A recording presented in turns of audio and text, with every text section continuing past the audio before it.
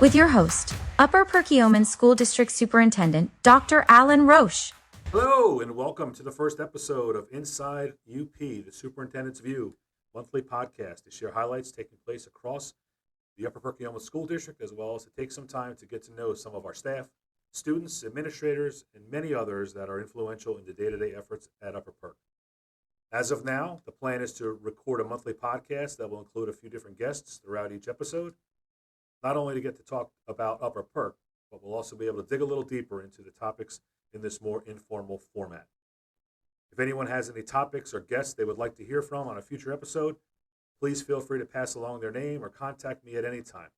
I have a rough list of potential guests for the first few episodes, but I'm open to taking the conversation in a variety of directions based upon feedback. Let's kick off the first episode with some timely updates about this year's Homecoming Week festivities.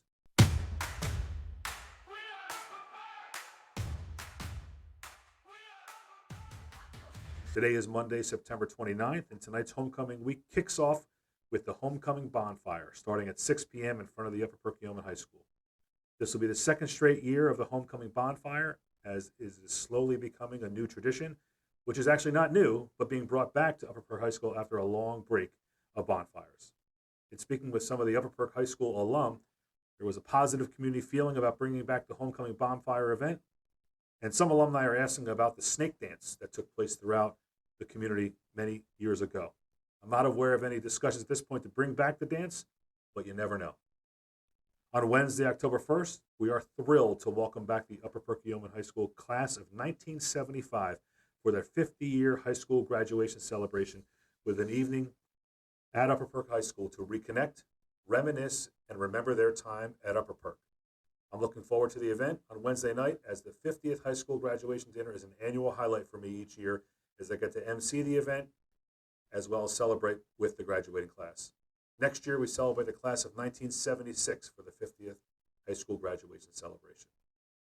And then aside from Spirit Week taking place at the high school this week, due to homecoming, this Friday, October 3rd, the high school football team will take on Upper Marion High School at Keeney Stadium at 7 o'clock. After a strong performance last week and a win over Pope John Paul, the football team is looking to keep the momentum going this Friday. And then finally, the homecoming festivities will round out our high school students and their annual homecoming dance on Saturday night at the high school. We are looking forward to a great homecoming week ahead for our students, staff, and for the Upper Perk community.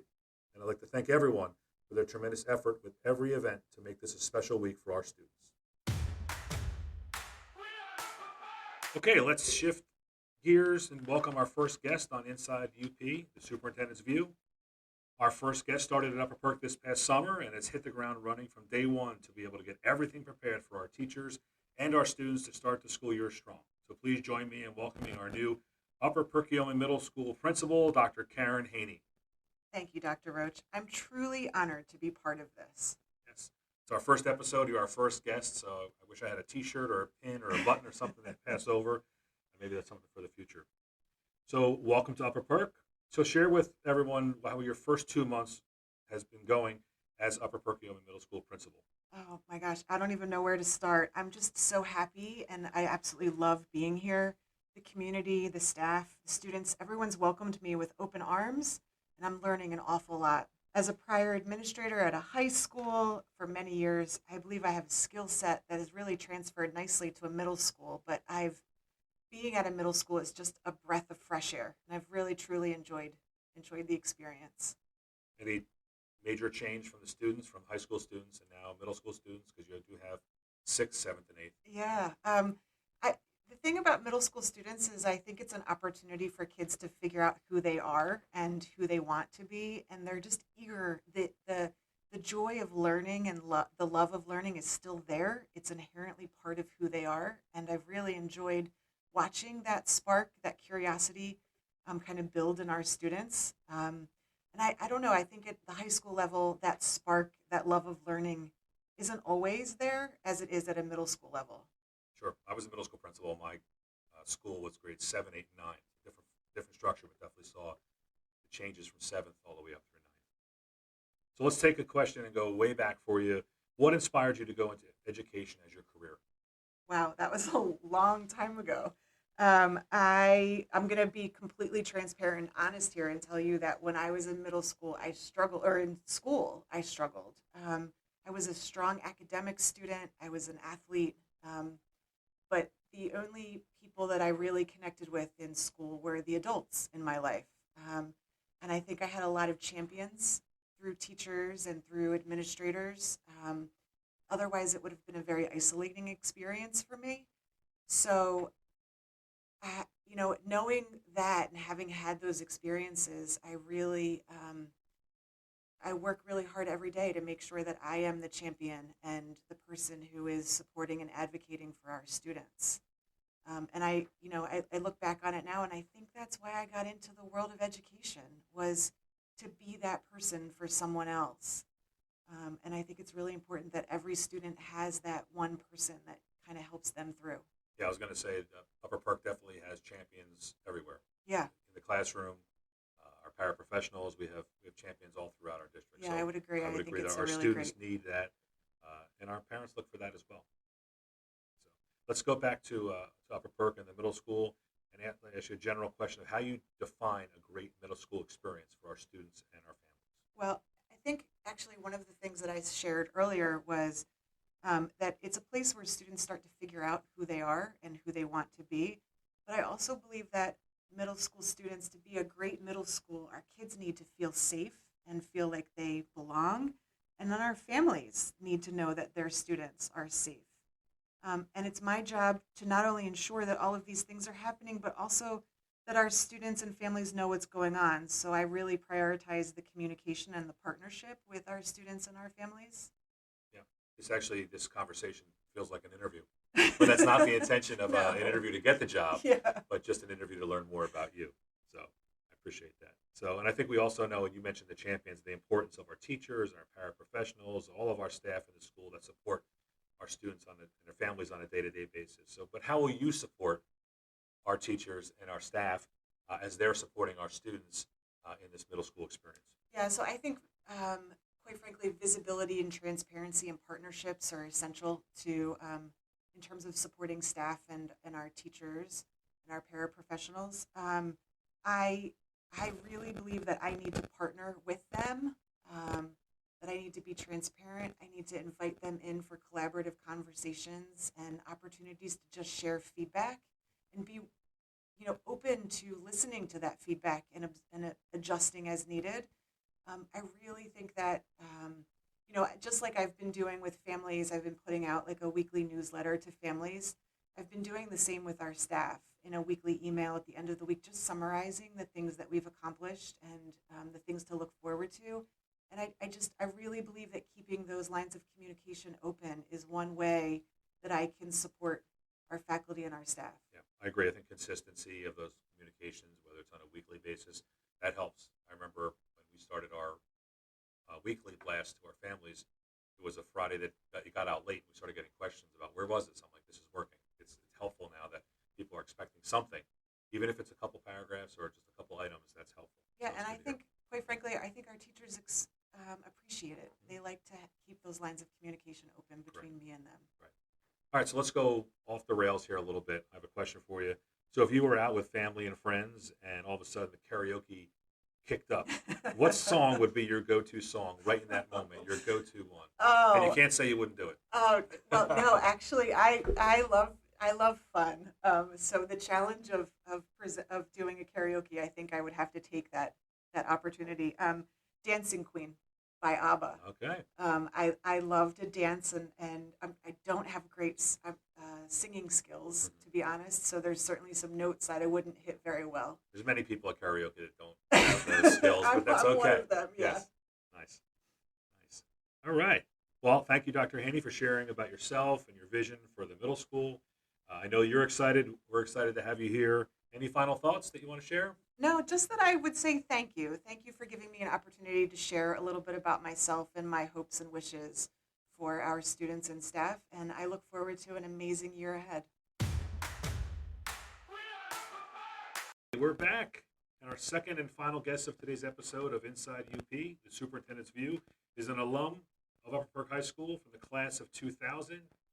and is the Executive Director of the Upper Perk Education Foundation. So please welcome Mrs. Jessica Hilligus. Thank you, Dr. Roche. I am so excited to be a guest here on the podcast today. And I just want to say thank you to you before we get started for inviting me here, but for all your support of the foundation, all the different ways you and your staff are just really, really wonderful supports for us. Yeah, I've seen the Education Foundation since I started in July of 2019, go through a couple different phases, have an executive director, and then go to a little more volunteer-based leadership, and then having it grow up to the point and build up to the point where now we have an executive director, but we also have some great volunteers that are leading that. So I'm excited and really appreciate the foundation and all the efforts that take place to support things outside the classroom. So as I mentioned in your introduction, you graduated from Upper Perk in the class of 2000. So let's go back a little bit. What's your best memory from Upper Perk High School? Yeah, it's been a few years, so I did have to think back on that one. But no, it's easy for me to say that, I played sports, so athletics in high school was a really big part of how I spent my free time, really. And I look back, I played field hockey and I played lacrosse, and they really just were the best memories I had. I had obviously some great teammates. We won a lot of games, and that's really fun. But now that I'm a little bit older, I can think back and realize that we had amazing coaches, and some of the things. There's a lot of things I can't remember from that many years ago, but I do remember, individual conversations with a coach, life lessons, things I learned, and things that truly I think really did make, show up for me even now, and really help to define the person I became. Are there any current teachers or coaches that you remember? Give a little Yeah. shout out to? Yeah, shout out to Mrs. Black. When I became involved here with the foundation and I toured the buildings, she was one of the first people that I ran into in the high school, and it was so nice to see her. I've seen her here and there, over the years, but she's one of those really great coaches that I had for 4 years in lacrosse, and to see she's still here and Still coaching. impacting students and coaching is, Great. yeah, it's a real testament. Great. Sure. So just so we make everyone aware about the Education Foundation, because it can get confusing from time to time. So what exactly does the Upper Perk Education Foundation do, and who helps to move the foundation forward? Yeah, great question. So, and I'll say it's really quite understandable for anybody who doesn't know what an education foundation is. I think there's a lot of people who haven't heard of education foundations and didn't know we have one here at Upper Perk. And so I think we're a charitable organization, 501c3. We are not part of the school district, as you know, Dr. Roche, but we are hopefully great partners to the district. And so what we do is we work to secure funding from generous donors and community organizations and partners and supporters to be able to then give back to the students in the district through the funding of supplemental, educational and enrichment programs for students. I think, again, it's people think about, school district budgets, and we understand where they come from, and public school districts and public funding and tax dollars and things like that. And we hear really big numbers when we hear about school district budgets. And I think sometimes it's hard to realize that, yeah, school district budgets are big, and they cover really, really important fundamental things that are, necessary to be in place to support students' educations. But they don't leave a lot of room, for the extras and for the supplemental programs and for the really great ideas that teachers have about ways that they can improve, the classroom experiences for their students. And so that's where we come in. Sometimes people think, I'd like to do more. I'd like to help with the need. I'd like to find a way to direct my contributions to the students. And that's really what we are. That's what we exist to do. And so I think it's important that people know we're here because, again, we're really excited to be able to fund a lot of programs to support the schools, and we want to make sure we can keep doing it over time. So for many years now, the Education Foundation has helped to offset some of the costs for our annual teacher and staff T-shirt. And this year, you were able to kick in even additional, so we can get sleeves. We have long sleeve T-shirts Right. this year. That's important. So that's something that we try to make sure we highlight that, because that does it impacts our entire district staff, as well as the food service staff, as well as the Christ transportation staff, and it unifies our district. So we definitely appreciate that ongoing support.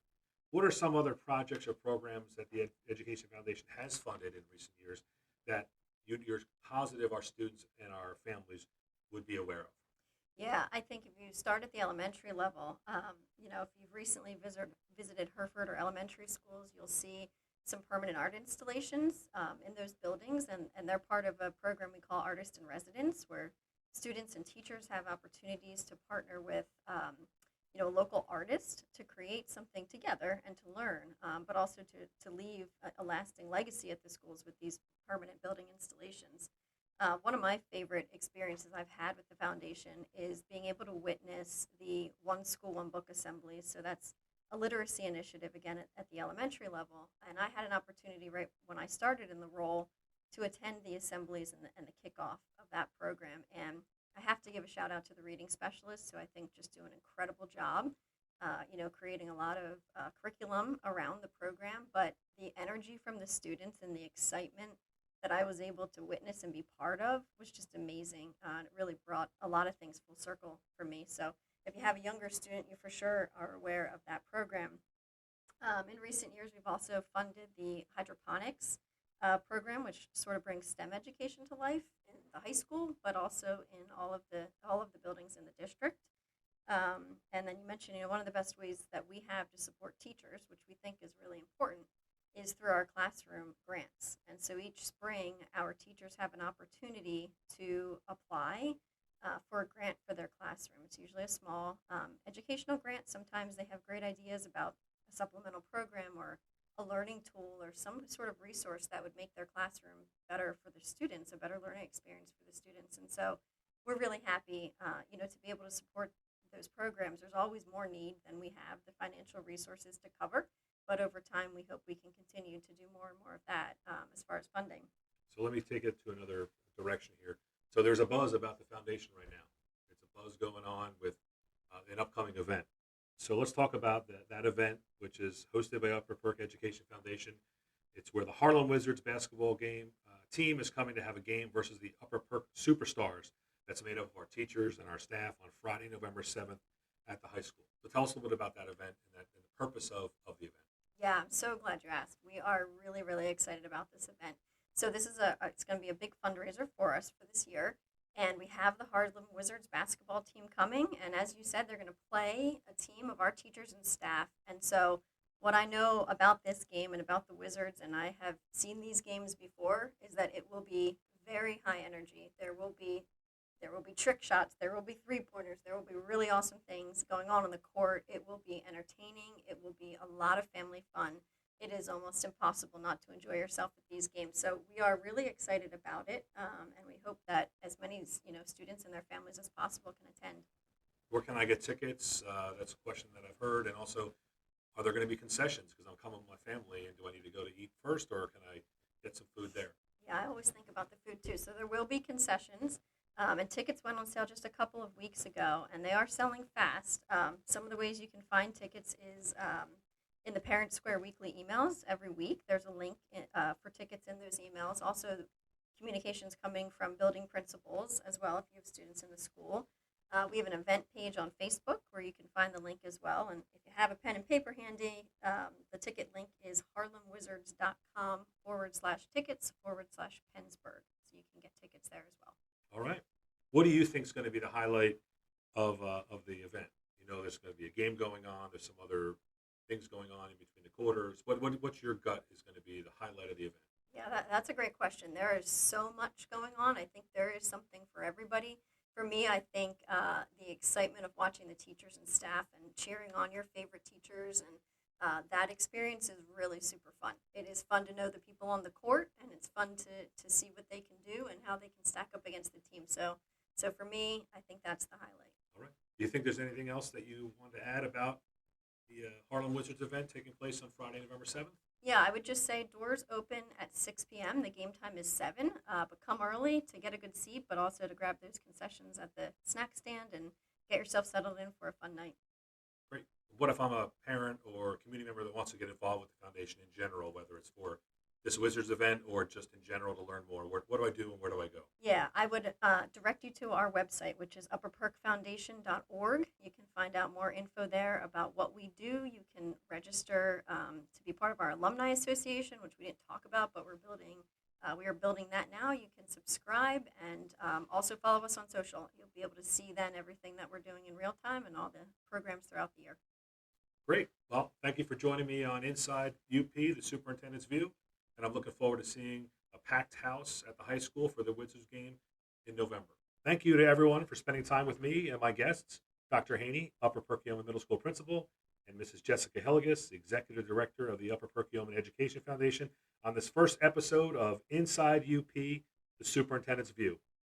Be on the lookout for our next episode next month, and as always, I am proud to be UPSD.